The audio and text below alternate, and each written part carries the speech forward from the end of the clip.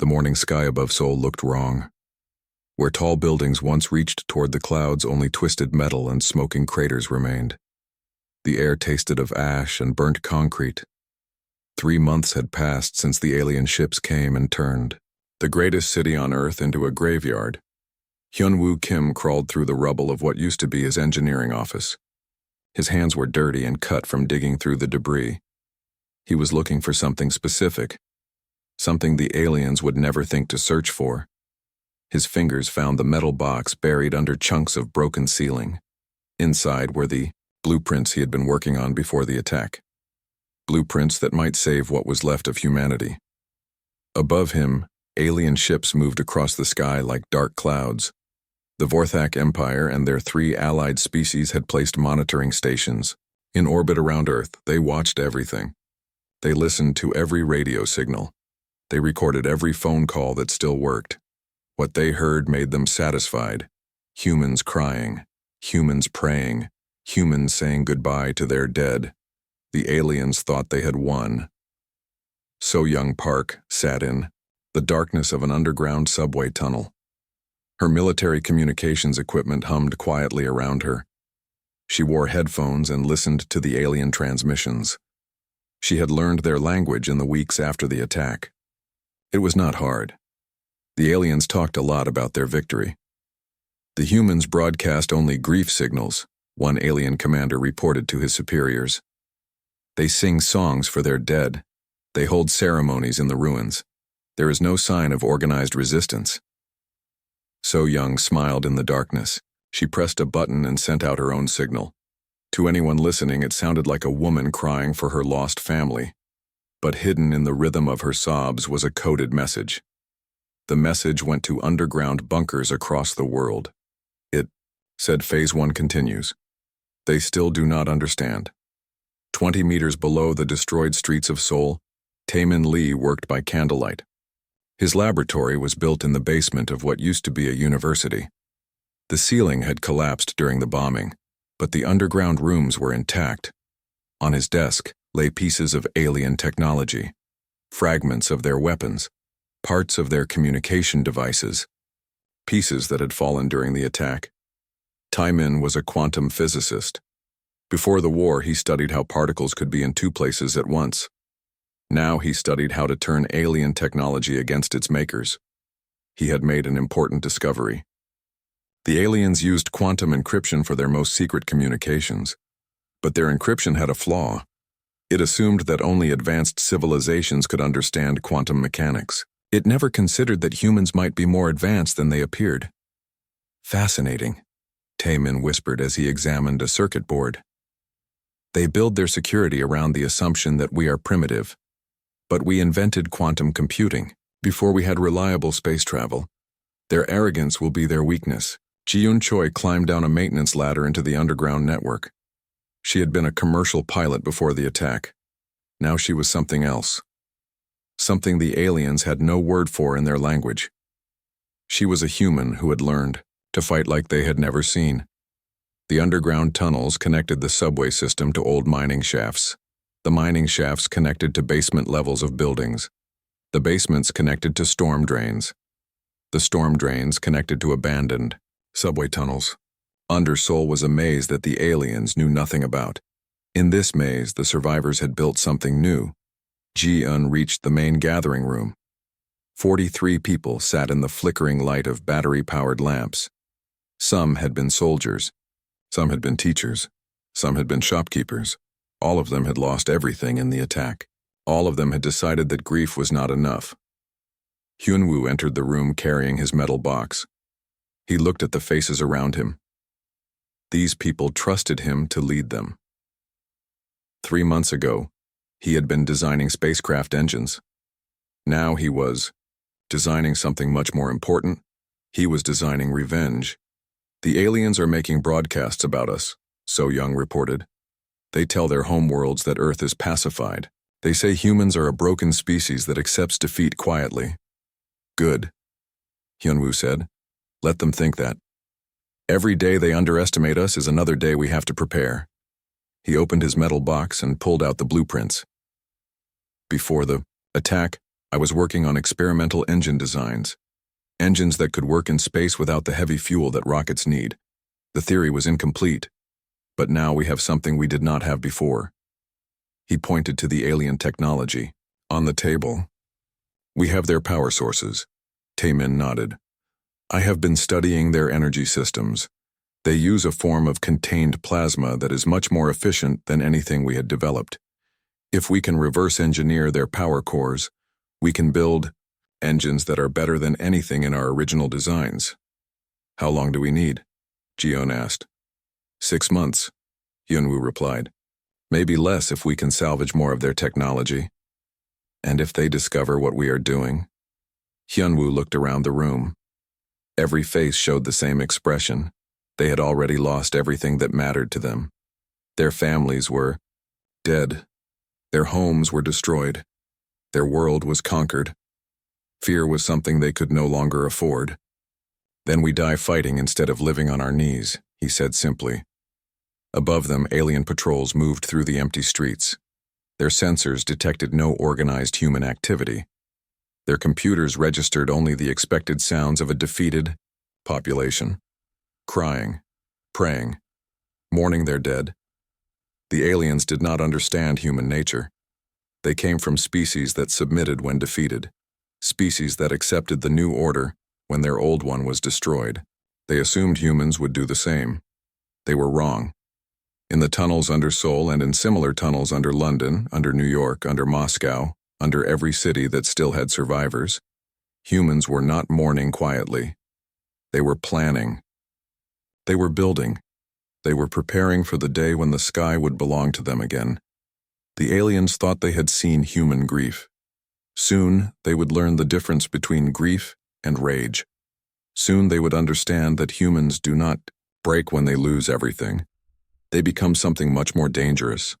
They become something with nothing left to lose. 4 months after the bombing, the alien monitoring stations recorded the same sounds every day. Human voices singing sad songs.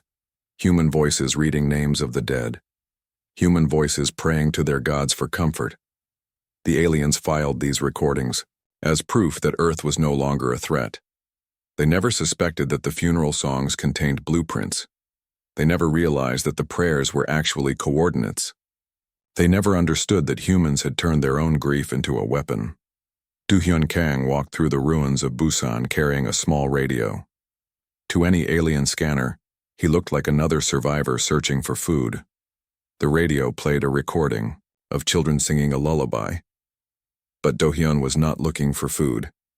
He was delivering a message that would reach resistant cells across 3 continents. The lullaby was called 5 Little Stars. The melody told listeners which frequency to use for their next transmission. The words about stars going to sleep meant that communication would happen at midnight. The verse about the stars coming back meant that the message would repeat for 5 nights. Any human listening would understand. Any alien listening would hear only a sad song about dead children. Do-hyun reached the old fish market near the harbor. Most of the buildings were collapsed, but the underground ice storage rooms were intact. He climbed down a broken stairway into the darkness below. 23 people waited for him in the cold room. They had been fishermen, shopkeepers, and dock workers. Now they were something else. The Seoul group has made contact with the Americans, Do-hyun reported. They are using the same deception methods we developed. The aliens think Los Angeles is holding memorial services every night. They do not know the Americans are actually sharing technical data. Ye Jin-song looked up from the electronic device she was building. Before the war, she had repaired fishing boat engines. Now she built bombs that could destroy alien equipment without leaving evidence. What about the Europeans? The London group is ahead of schedule, Do-hyun said. They have been broadcasting classical music concerts as memorial services. The aliens love human classical music. They think it shows that humans are becoming peaceful and artistic. They do not know that each concert is actually a coded technical manual. The humans had discovered something important about their enemies. The 4 alien species in the coalition had different weaknesses. The Vorthak were warriors who respected strength but dismissed anything that seemed weak or emotional. The Zephyrians were scientists who studied other cultures but always assumed they were superior. The Crystalline Collective were traders who saw everything in terms of profit and loss. The fourth species, the Hegemony, were bureaucrats who loved order and hated chaos. Each species thought they understood humans. All of them were wrong. In Seoul, So-Young Park sat in her communication center listening to alien chatter. She had learned to speak all 4 alien languages. More importantly, she had learned to think like they did. She knew what they expected to hear. She knew what would make them feel safe. Fourth Act Patrol 7 to command, came a voice over the alien frequency. Sector 12 shows no military activity. Humans are holding another grief ceremony. So-Young smiled. Sector 12 was where Taemin was testing his new engine designs. The grief ceremony was actually the sound of plasma conduits being ignited for the first time. The Vorthak Patrol had heard rocket engines firing and mistaken it for humans crying loudly. She switched to another frequency. This one was encrypted, but she had broken the code weeks ago. The Zephyrians were discussing human psychology. The human emotional response continues to follow predicted patterns, a Zephyrian scientist reported. They gather in groups to share their sadness. They create art about their dead. They show no signs of technological adaptation. Our assessment remains unchanged.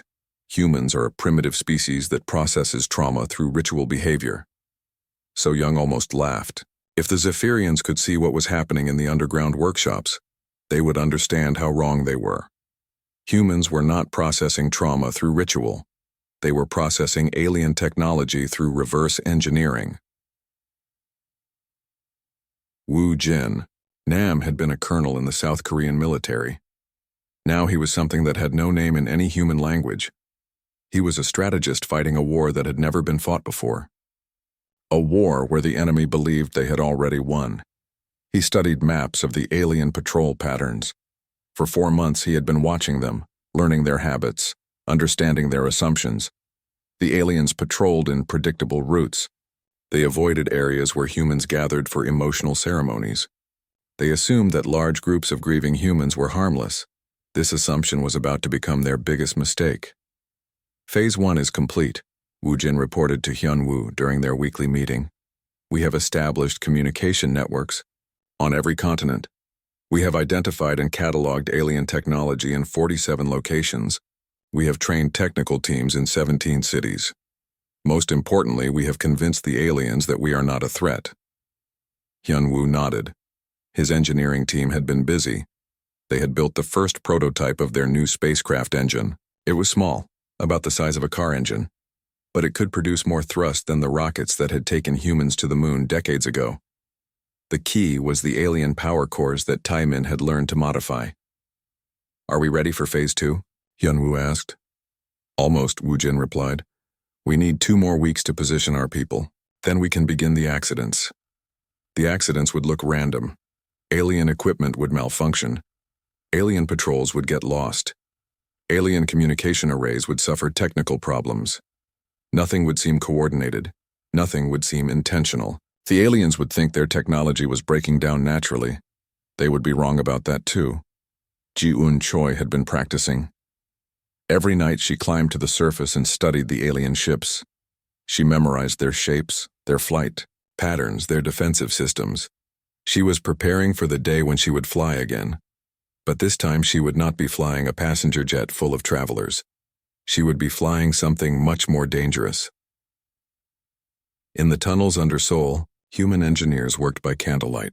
They built engines that could reach orbit. They built weapons that could destroy alien ships. They built communication systems that could coordinate attacks across the globe.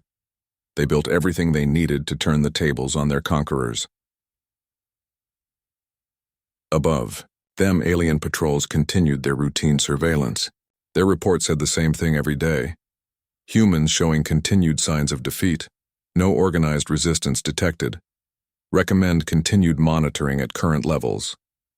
The aliens were confident. They had defeated dozens of worlds. They knew what victory looked like. They knew what defeat looked like. They thought they knew what humans looked like.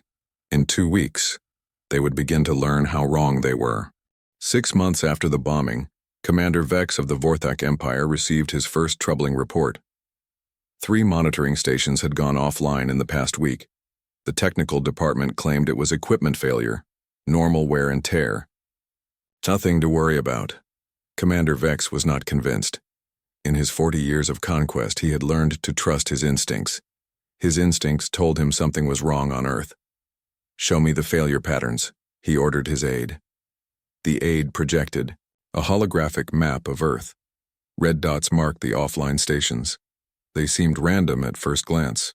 One near the ruins of Tokyo, one above the destroyed city of Berlin, one over what used to be Sydney. But as Vex studied the pattern, he noticed something strange.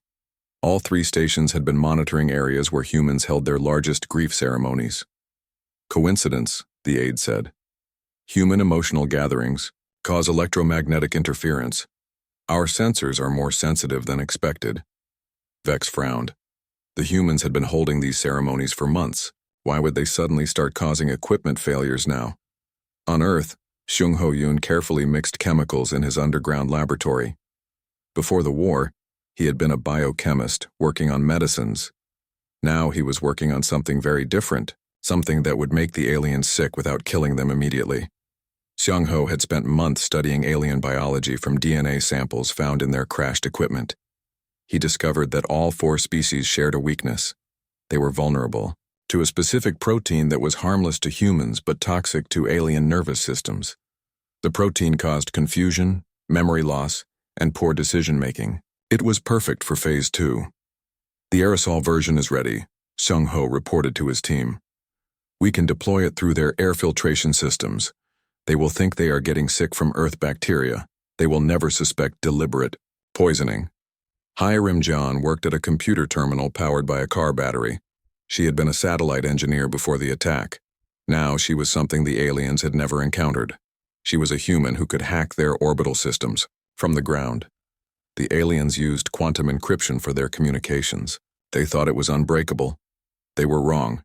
Hiram had found a way to inject false data into their quantum streams. She could make their sensors report whatever she wanted them to report. "I can make 3 more monitoring stations go offline tonight," she told Do-hyun. "But I need you to create distractions at the right time. The aliens must think the failures are caused by equipment problems, not sabotage." Do-hyun nodded. His network of fake mourners was ready. When the stations went offline, humans would be holding loud grief ceremonies directly below them. The aliens would blame electromagnetic interference again. Min Ho Shin crawled through a ventilation shaft in the ruins of Seoul. He had been a special forces soldier before the war. Now he was a ghost. He moved through the alien installations without being seen. He planted Xiong Ho's biochemical weapons in their air systems. He installed Hiram's hacking devices in their computer networks. He did things that made the aliens think their equipment was failing naturally. The aliens were starting to notice the pattern, but they were interpreting it wrong. They thought their technology was breaking down because Earth was a primitive world with unexpected environmental challenges. They never considered that the primitive humans might be sabotaging them. Tae-min Lee made his greatest discovery on a Tuesday night. He was working alone in his laboratory when he finally cracked the quantum signature of alien propulsion systems. For months, he had been trying to understand how their ships could hover without visible thrust. Now he knew. The aliens used quantum field manipulation to create artificial gravity wells.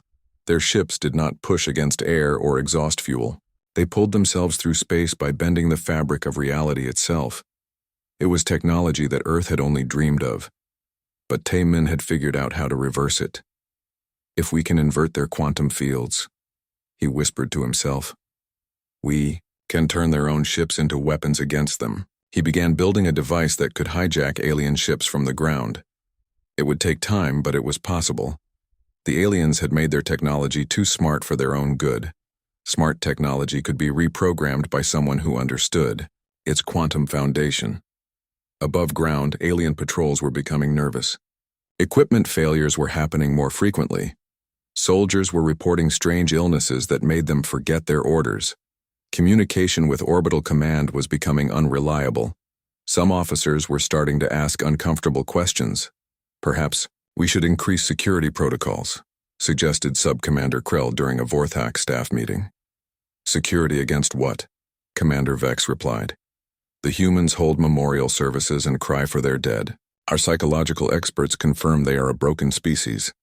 What threat could they possibly pose?" But even as he said it, Vex felt doubt growing in his mind. The equipment failures were following a pattern that seemed too organized to be random. The human grief ceremonies always seemed to happen at the exact moments when problems occurred. It was starting to look less like coincidence and more like coordination. On the night that changed everything, Ji-Un Choi climbed into the cockpit of humanity's first revenge weapon. It looked like a small alien patrol craft, but it had been completely rebuilt with human engineering and alien technology. Taemin's quantum field generator powered the engine. Hirim's hacking systems controlled the navigation. Seung-ho's biochemical weapons armed the payload bay. The plan was simple. Ji-Un would fly the modified craft to the main orbital station. The aliens would think it was one of their own ships returning from patrol. By the time they realized their mistake, it would be too late. She powered up the engines and felt the strange sensation of quantum field propulsion. The craft lifted off the ground without sound or vibration. It was like being pulled upward by invisible hands. She flew through the night sky toward the alien station, invisible to their sensors because she was using their own technology. "Seoul, base to Phoenix 1, came So Young's voice over the radio. "You are clear for approach. All stations are monitoring. Good hunting." Ji-Un smiled. Phoenix 1 was her call sign. Like the mythical bird, humanity was about to rise from the ashes of its apparent death. As she approached the orbital station, Ji-Un activated Taemin's quantum hijacking device. The alien station's computer suddenly registered her craft as a priority command vessel. The station's defenses powered down automatically. The docking bay doors opened to welcome her inside. The aliens were about to learn that they had made a terrible mistake. They thought they were fighting humans who mourned quietly. They were about to discover that humans who mourned quietly were the most dangerous humans of all. Ji-Un docked with the station and began the final phase of her mission. In 30 minutes, the first alien installation would be under human control. The sky was about to change owners. Ji-Un Choi walked through the corridors of the alien orbital station like she owned it. The alien crew members she passed nodded respectfully. Their computers told them she was a high-ranking officer from the home fleet. They had no reason to doubt their own technology. She reached the station's command center and placed her hand on the quantum control panel. Taemin's hacking device activated automatically. In seconds, every system on the station was under human control. The aliens working at their stations did not notice anything different. Their screens still showed normal operations. But on Earth, So Young Park watched as streams of alien data began flowing to human computers. Technical specifications, ship designs, communication codes, battle plans, everything the Resistance needed to turn the war around. Phoenix 1 to Seoul base. Ji-Un whispered into her communicator. "Package delivered, beginning Phase 3. At that moment, Hyunwoo Kim pressed a button in his underground command center. Across the planet, 37 modified alien craft lifted off from hidden launch sites. Each craft was piloted by a human who had learned to fly using alien technology.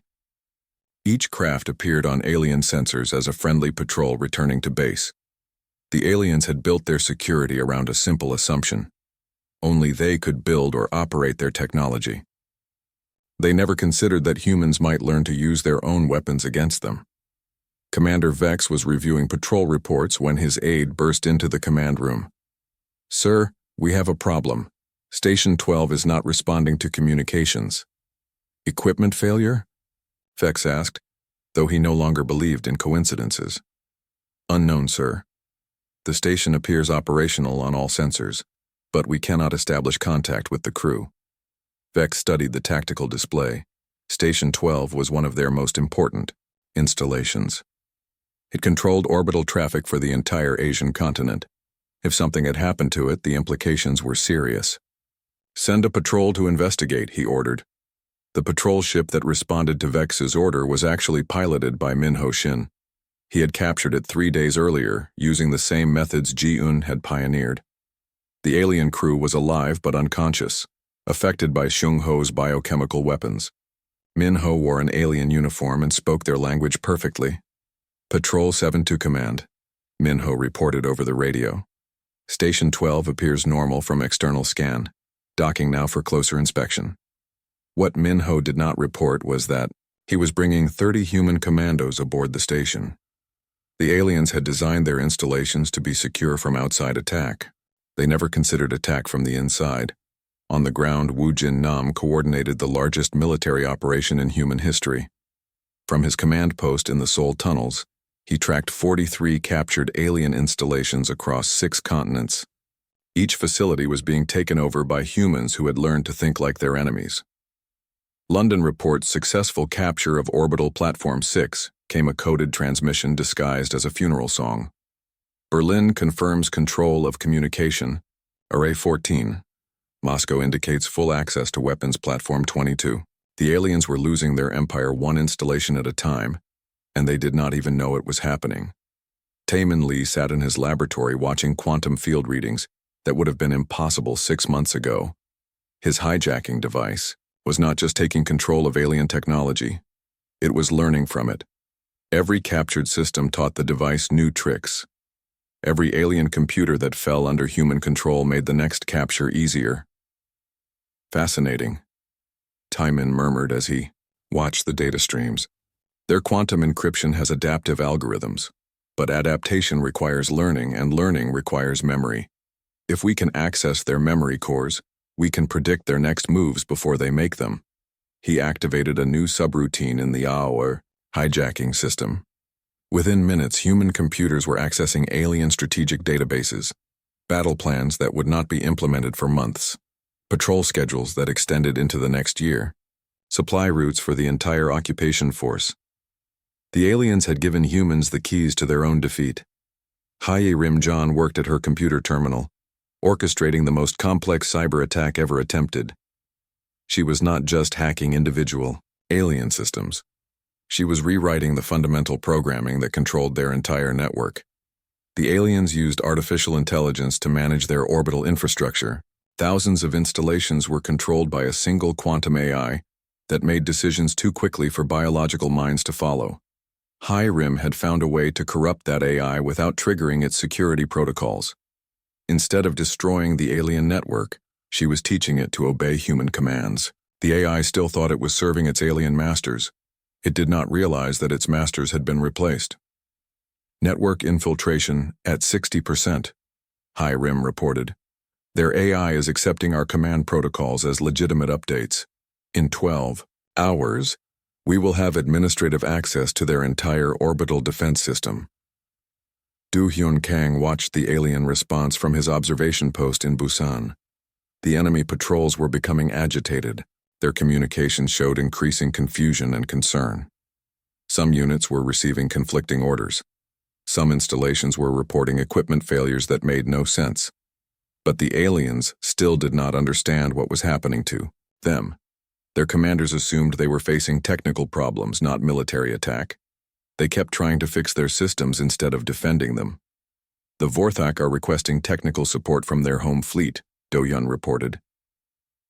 The Zephyrians are conducting diagnostic scans on all installations. The Crystalline Collective is blaming manufacturing defects. The Hegemony is forming investigation committees. Each alien species was responding according to their nature. None of them was responding like they were under attack. This blindness was humanity's greatest advantage. Ji-eun prepared for the most dangerous part of her mission. She had taken control of Station 12, but now she needed to use it as a weapon. The station's plasma cannons were designed to destroy incoming asteroids, but plasma cannons could destroy other things too. She targeted the 3 nearest alien installations and charged the weapon systems. The other stations would see the energy buildup, but their computers would interpret it as a routine maintenance cycle. By the time they realized what was happening, it would be too late. Seoul Base, this is Phoenix 1, Ji-eun transmitted. Beginning the demonstration. All units prepare for Phase 4. She fired. 3 alien installations vanished in bursts of plasma fire. The explosions lit up the night sky like new stars. On the ground, humans looked up and saw something they had not seen in 6 months. They saw alien ships burning. The sky was changing owners, and the aliens were finally beginning to understand what they were really fighting. Commander Vex stared at his tactical display in shock. 3 installations destroyed simultaneously. No external threats detected, no enemy ships in the area. It was impossible, unless the humans were not as defeated as they appeared. "Send the emergency signal to all units," Vex ordered. "We are under attack." The emergency signal reached every alien ship in the solar system within minutes. 4 species that had conquered dozens of worlds suddenly realized they were losing to the planet they thought was already defeated. Commander Vex called an immediate war council with leaders from all 4 alien races. "The humans have captured 17 of our orbital installations," reported Sub-Commander Krell. "They are using our own weapons against us. Our quantum encryption has been compromised. Our AI systems are accepting human commands as legitimate orders." The Zephyrian science officer flickered with angry colors. "Impossible. Human technology is centuries behind ours. They barely achieved spaceflight when we arrived." "Then explain how they are flying our ships," Vex replied coldly. "Explain how they infiltrated our most secure installations without triggering a single alarm." The crystalline collective representative made a sound like breaking glass. "The profit calculations were incorrect. We assumed human defeat would generate resources. Instead, it has generated resistance." The hegemony bureaucrat consulted his data tablets frantically. "Our psychological profiles indicated humans would surrender when faced with overwhelming force. The data showed they were an emotional species that valued individual survival over group objectives." "Your data was wrong," Vex said. "All of your data was wrong. On Earth, Hyunwoo Kim stood in what used to be the ruins of Seoul, but the ruins were changing. Human engineering teams were rebuilding the city using alien technology. Buildings rose from the rubble powered by captured energy systems. Streets cleared themselves using alien gravity manipulators. The dead city was coming back to life. Status. Report, Hyunwoo requested from his commanders. "Orbital control is at 85%, So Young reported. "We have command of their communication networks, power distribution, and navigation systems. The aliens can still fly their ships, but they cannot coordinate effectively. Ground operations are ahead of schedule," Woo Jin added. "Human forces have captured alien supply depots on 4 continents. We now have access to their weapons manufacturing systems." "The quantum infiltration is complete," Taimin announced. "Their AI systems are fully under our control.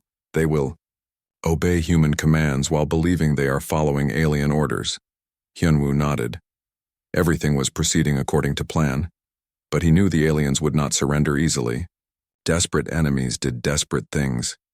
In orbit above Earth, the alien coalition made their final decision. If they could not control the planet, they would destroy it. The Vorthak battlecruiser, Eternal Victory, powered up its planet killer weapon. The massive ship had enough firepower to crack continents and boil oceans. "Target the planet's core," Commander Vex ordered. "If we cannot rule Earth, we will ensure no one can." The alien crews prepared for genocide. They would rather destroy an entire world than admit they had been defeated by a species they considered primitive. It was the ultimate expression of their arrogance, but the humans had been preparing for this moment since the day of the first bombing. Ji-eun Choi received the alert while piloting her captured alien fighter. "All units, this is Seoul Command. The aliens are charging a planet-killer weapon. Execute Final Protocol." Final Protocol was humanity's last desperate gamble. Sung Ho-yoon had not just been developing biological weapons. He had been developing something much more ambitious, a way to survive in space without life support systems, a way to turn humans into a spacefaring species in a matter of hours. "Biological enhancement is ready for deployment," Sung Ho reported from his laboratory. "The aerosol will modify human physiology for vacuum survival. Subjects will be able to breathe in space, resist radiation, and survive temperature extremes. The effect is permanent." Hiram John activated the final phase of her network infiltration. Every captured alien installation began broadcasting the enhancement aerosol into Earth's atmosphere. Humans across the globe breathed in the microscopic particles that would change their species forever. Tae-Min Lee powered up the most ambitious engineering project in human history. Hidden under major cities around the world were massive quantum field generators. For months, human workers had been building them using alien technology and human innovation. Now those generators would serve their ultimate purpose. Quantum field at maximum power, Tae-Min announced. Planetary propulsion system is online. The aliens watched in amazement as Earth itself began to move. The quantum field generators were not just protecting the planet from the planet killer weapon. They were turning the entire world into a spacecraft. Cities, forests, oceans, everything was being pulled through space by artificial gravity wells. But that was not the most shocking part. As Earth moved through space, it began launching millions of smaller craft. Every major city had been secretly converted into a launch platform. Human families, enhanced for space survival, piloted ships built from alien technology toward the stars. The planet killer weapon fired at empty space as Earth and its population scattered across the solar system. Impossible, whispered the Zephyrian science officer. They turned their entire world into an escape pod. Commander Vex watched as human ships spread through space like seeds from a dandelion. Each ship carried families, technology, and the knowledge needed to build new colonies.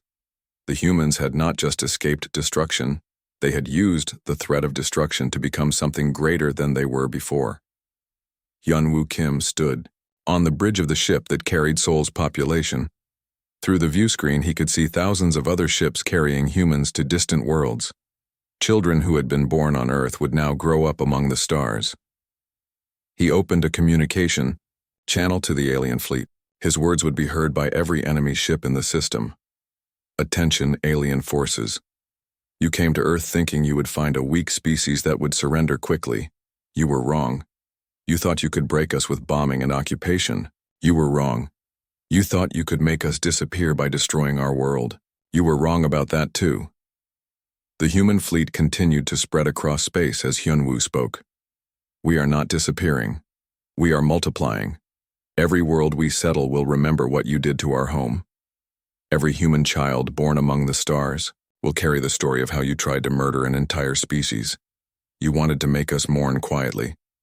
Instead, you taught us to become something you never expected. The alien ships tried to pursue the human fleet, but it was hopeless. There were too many ships going in too many directions. The humans had turned their own destruction into their liberation. You made one mistake above all others, Hyun-Woo continued. You assumed that grief made us weak. You never understood that human grief becomes human rage, and human rage becomes human determination, and human determination becomes human evolution. The communication ended. The human fleet disappeared into the darkness between stars, carrying with them the technology and knowledge needed to build a new civilization. The aliens remained in the empty solar system, realizing they had not conquered Earth. They had created humanity's greatest diaspora. The sky no longer belonged to the aliens. It belonged to the species that had learned to turn sorrow into strength, defeat into victory, and endings into new beginnings. The sky belonged to humans now.